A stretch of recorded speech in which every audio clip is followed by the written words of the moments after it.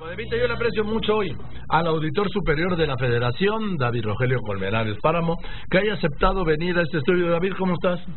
Muy bien, me da Joaquín, mucho gusto verte aquí, te aprecio mucho. Qué honor estar contigo.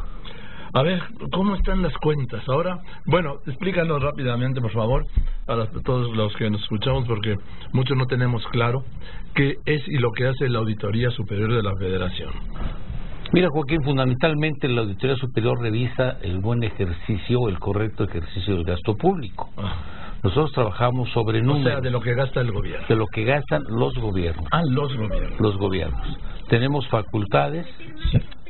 Sí, dime. Tenemos facultades incluso para revisar estados y municipios, en el caso de ellos, hasta sus ingresos propios, que son las participaciones que representan el 95% de sus ingresos totales. Entonces, el trabajo de la auditoría es revisar las cuentas. Y obviamente en este procedimiento tú encuentras muchas irregularidades, de forma tal que durante el proceso de auditoría muchas se van aclarando y muchas no. Pero tienen los auditados un tiempo suficiente como para aclarar todo.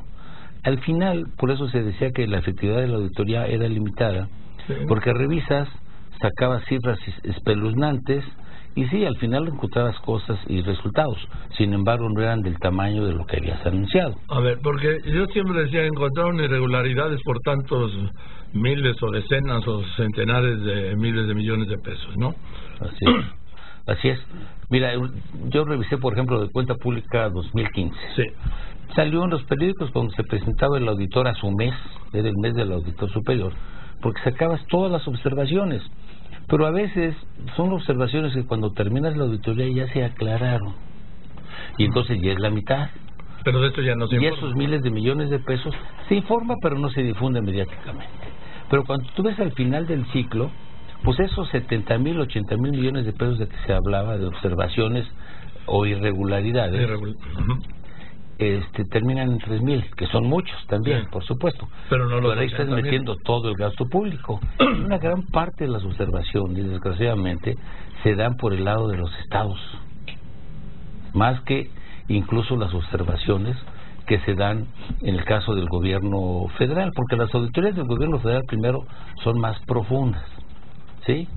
Son temas que inclusive no haces una auditoría, haces varias auditorías, como las que están haciendo en algunos casos en este momento, en continuidad de auditorías que hicieron mucho ruido en el pasado.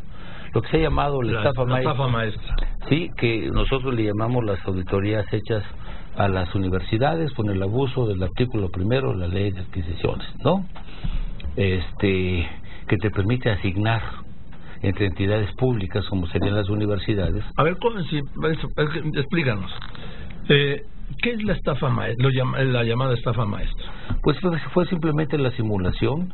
Se les entregan recursos a ciertas universidades públicas. ¿Quién se los entrega? Se los entregó, o en ese momento sería la Sedesol y la Sedato, ¿sí? Se los entregan a las universidades y las universidades simulan que contratan a un consultor, lo cual estaría bien, que contratan una investigación, utilizas investigadores propios, pero aparte utilizas algún consultor externo que haya estado vinculado con las universidades. Pues aquí parece que lo que sucedió, que esto fue simulado.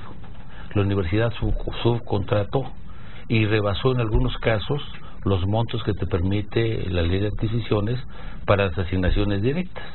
Entonces ese es el problema, que los rectores te alegan, aunque en el tema yo no he hablado con ellos, he hablado con los rectores de universidades grandes, y ellos te ponen luego como pretexto para no cumplir bien con las normas el problema de la autonomía, y lo que mismo que te dicen en los estados, viene el sindicato y me cierra, y entonces tengo que utilizar los recursos que eran para pobreza, los tengo que utilizar pues para pagar sueldos, y entonces no pago a los terceros institucionales. ¿Quiénes serían? Pues el ISSSTE, los seguros, todos los compromisos que tienes con terceros que no los cumples y al no ser ejercidos en el mismo ejercicio son obviamente sancionados. Entonces eso en pocas palabras fue lo que se hizo. Obviamente hay muchas auditorías, ya tenemos el caso de denuncias penales. En el caso de la estafa maestra tenemos 71 pliegos de observaciones, pero ya tenemos inicio de fincamiento de responsabilidades, y hay 72 presuntos responsables, de los cuales 63 son personas físicas y el resto son personas morales, por un monto de 1.088 millones de pesos. Ya se han presentado también 17 denuncias penales por 3.037 millones que están en el proceso jurídico. No te podría decir quiénes son los presuntos responsables, que forman parte, es más, ni yo lo sé, ya nuestra área jurídica es la que inició estos procedimientos. Pero en su momento, de encontrárseles culpables, pues tendrán que ser sancionados. Yo creo que de esto, en esto lo que tenemos que ver también, mira, el enfoque que yo prometí desde que llegué a la auditoría con los diputados, que por cierto tú jugaste un papel fundamental para que se hiciera el proceso, en aquella entrevista que hiciste con algunos de los responsables. En la de Si me dicen no vengo. ¿Sí? Ahí salió el compromiso. Ahí salió el compromiso. Y imagínate que no hubieran tomado la decisión en ese momento. Pues sería un caos, ¿no? Eso estaría congelado. La deuda, la terna, que la seríamos nosotros, sería una terna eterna, ¿no? Sí. Afortunadamente hubo sensatez, funcionó muy bien la presión y el compromiso que hicieron contigo y se pusieron de acuerdo. Y yo salí electo prácticamente por unanimidad. Todos los partidos me apoyaron. Eso fue un hito. Es que no podía ser que no hubiera, no hubiera Procurador General de la República. Así es. No hubiera Fiscal General, sí. No hubiera Fiscal Anticorrupción, no hubiera en ese momento titular de la FEPADE, y no hubiera titular de la Auditoría, ¿sí? De la Auditoría Superior de la Federación. Estamos en vigilancia. Pues vivan el argumento, el reino de la impunidad. El argumento ahora es que es el Senado que no se pone de acuerdo. Bueno, los diputados, sí, que son más, se pusieron de acuerdo. Entonces, de que se puede, se puede. Cuando te pones el compromiso con el país, sí, al final supuestamente son los representantes del pueblo, ¿no? Sí, pero ahí se pudo porque jalaron muy bien. Jalaron muy bien. Y se comprometieron públicamente y bueno. Y luego votaron por un proyecto. Yo lo que planteaba, por ejemplo, debemos de tener un enfoque preventivo, pero eso no significa que descuidemos la parte de sanciones. Las sanciones deben ser de veras, no sanciones simuladas. Por ejemplo, te voy a decir, gasto federalizado, 73% de las auditorías de la entidad. En los fondos de aportaciones dan salud, educación, todo esto. Hay observaciones recurrentes de los maestros comisionados a las secciones sindicales.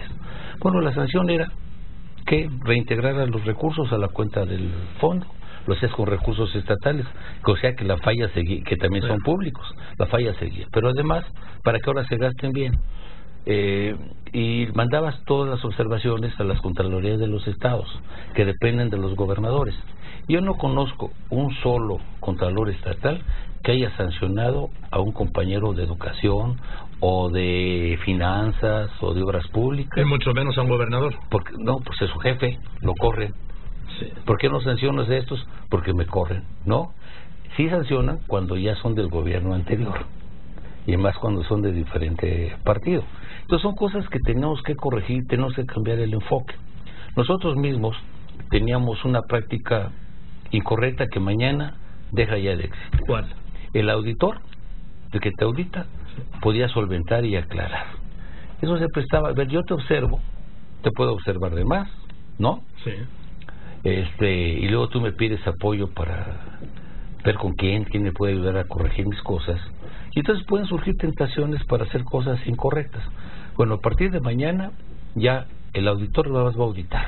Él ya no va a tener contacto, terminando la auditoría, con el auditado.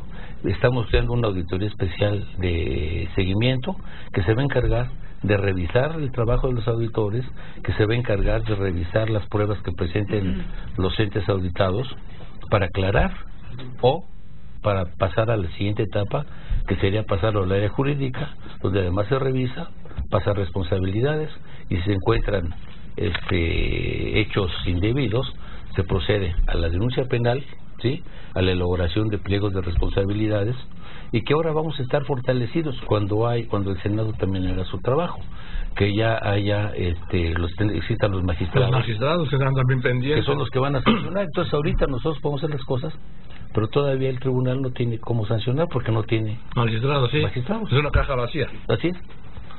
Pues, ahora, dime una cosa. ¿Detectaste en tu informe irregularidades por cuánto? Mira, en este informe sí. encontramos, hicimos 344 auditorías sí. con observaciones por 4.025 millones de pesos. 3.391 se relacionan con auditorías de estados y municipios y se han recuperado de esas 322 millones, o sea, se han reintegrado a las cuentas de los fondos. Ahorita llevamos apenas la cuarta parte de las auditorías que están en este programa, un programa que ya estaba realizado desde antes de que yo entrara, en el mes de diciembre. Tenemos que hacer de aquí a octubre y a enero el resto de las auditorías. Ahora estamos agregando algunas que tú ves la opinión pública y sin embargo no estaban incluidas. Por ejemplo, este tema de la reconstrucción, sí. que es escandaloso, sí, ¿no? Es escandaloso. Y además porque afectas a los más pobres, ¿no? A la gente que sigue viviendo en la calle. Así es. Entonces, pues ahorita vamos a modificar el programa de auditoría, lo podemos hacer, publicándolo eso en el periódico oficial, etcétera, pero vamos a hacer varias auditorías con todos los actores, desde el gobierno federal, los gobiernos de los estados, las organizaciones a través con los cuales se canalizaron recursos para detectar, obviamente, de aquí a febrero, eso me lo que ha parece pasado. Estupendo. Seguir la pista a cada peso. Sí, por supuesto, ¿no? Sí. Hemos renovado la auditoría, hemos hecho... ¿Cuánta gente trabaja en la auditoría? Aproximadamente 3,000, de los cuales, ¿qué te puedo decir? La tercera parte son auditores. Una gran parte de los mismos están ahorita en los estados y en los municipios. Porque a partir de la creación del Sistema Nacional Anticorrupción, en el caso de los estados ya podemos auditar sus participaciones, que aunque son recursos propios de acuerdo a la Ley de Coordinación Fiscal, son recursos federales. Son recursos federales y son recursos públicos. Sí. Y al ser recursos públicos podemos entrar. El caso de las participaciones, pues la mayor parte son gasto corriente, ¿no?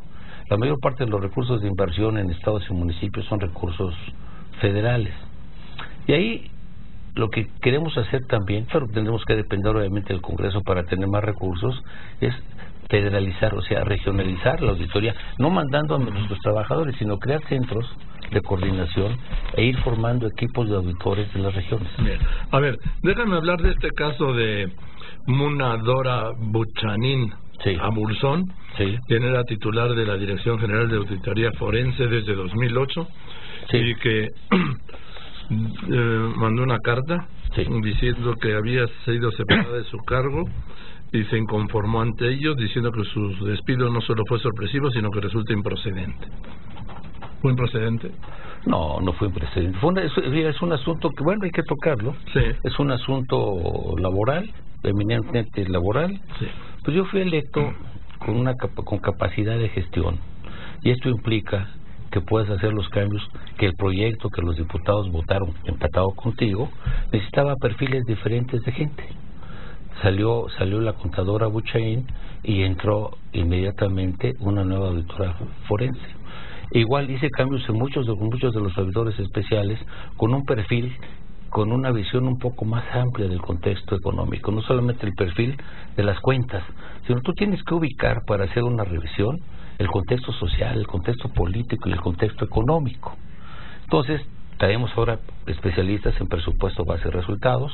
Estamos, por ejemplo, en el área de forense, tenemos programadas 8 auditorías, todas las tenían programadas 2 para octubre y el resto para el mes de febrero.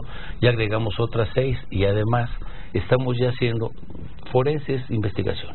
Estamos haciendo una franja de tal forma que sea transversal. Todas las áreas van a tener, todas las auditorías van a tener su espacio forense, de tal forma que vamos a multiplicar la profundidad de la revisión. Ahora, el que tú muevas a un funcionario, imagínate ahora que lleguen, pues hay funcionarios muy destacados como el de Hacienda, ¿no?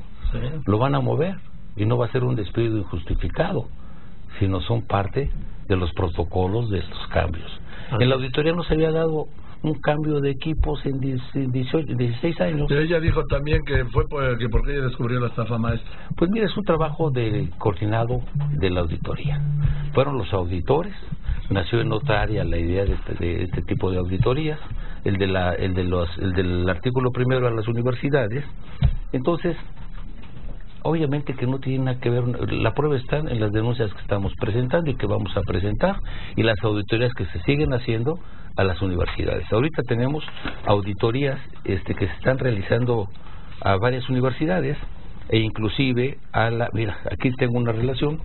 Estamos revisando a la Universidad Tecnológica de Campeche, a la Televisora de Hermosillo, la Universidad Tecnológica de Tulancingo, la Superior de Centla Tabasco, a Diconsa, la Universidad Politécnica de Tlaxcala, y las 6 restantes están enfocadas a revisar programas de Zagarpa y de Sedato. O sea, estamos ampliando el número de observaciones forenses. Entonces, yo sé que es difícil, te acostumbras luego a estar mucho tiempo en una institución, pero llega el momento que te toca salir. A mí me ha tocado salir. Yo he estado como 5 veces en la Secretaría de Hacienda y me ha tocado entrar y salir. Sí, ustedes son funcionarios de carrera. Y tú lo entiendes, ¿no? Y tú lo entiendes, sí. Entonces, por ejemplo, cuando termino, fui el coordinador con entidades federativas con el licenciado Gil Díaz. Yo coordinaba las relaciones con los estados. Pues termina el sexenio y yo entendí, para mí quedó muy claro, que venía una nueva etapa, y antes de que me pidieran que renunciara, pues renuncié, y todo el equipo renunciamos. Y supongo que ahora todo el equipo de gobierno va a pasar lo mismo. Sí, pasa lo mismo hasta con relevos presidenciales del mismo partido, hombre. Y no va a faltar quien se inconforme, que digan que es un despido injustificado, que tiene otras razones, pero no hubo ninguna razón más que la éticamente profesional y laboral. Mira, tú conoces Oaxaca, ¿no? Sí, hombre. ¿Te acuerdas de Juchitán y la COSEI? Sí, claro. Terminaba la COSEI, su periodo, y seguía la misma COSEI, y cambiaban hasta los policías. Y lo que te decían es que estos compas tuvieron trabajo 3 años, ahora les toca a estos otros. Claro, es un extremo, ¿no? Pero en la administración pública, y nosotros formamos parte de una administración pública, pues obviamente los cambios son naturales. Los anteriores auditores también lo hicieron.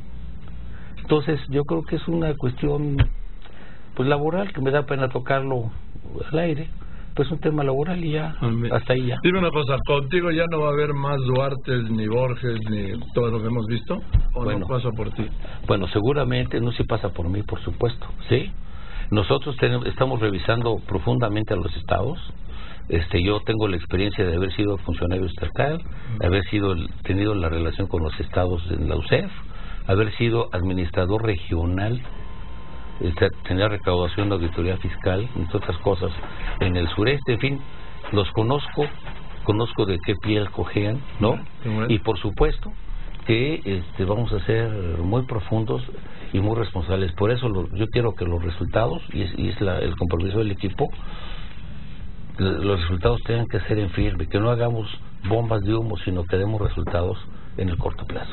Muy bien, pues David, muchas gracias por venir. Gracias, Joaquín. Te aprecio mucho que hayas venido. La verdad es David Colmenares Páramo, para que usted lo conozca, el auditor superior de la Federación, que es independiente. Eres independiente del gobierno. Soy independiente del gobierno. Ya el Congreso me eligió por 8 años. O sea, yo recibo al nuevo gobierno y me toca recibir al siguiente. Y recibir al siguiente. Claro, tenemos que hacer un trabajo con resultados. Sí. No vamos a jugar, tenemos que adaptarnos también a los cambios institucionales que se dan. Las administraciones públicas cambian con el tiempo. No sé si recuerdas a Carrillo Castro. Sí, tiene una historia sobre la evolución de la administración pública. Y conforme cambia la política económica o la política de gobierno, la administración pública se tiene que transformar y acomodar. Y en el caso nuestro, nuestros programas de fiscalización se tendrán que ajustar pues a las realidades administrativas de las siguientes administraciones, igual que sucede con las administraciones estatales. Muy bien, pues así esa es la realidad. Gracias, David, que estés muy bien. Joaquín, muy buenas tardes. Gracias. David Colmenares Páramo.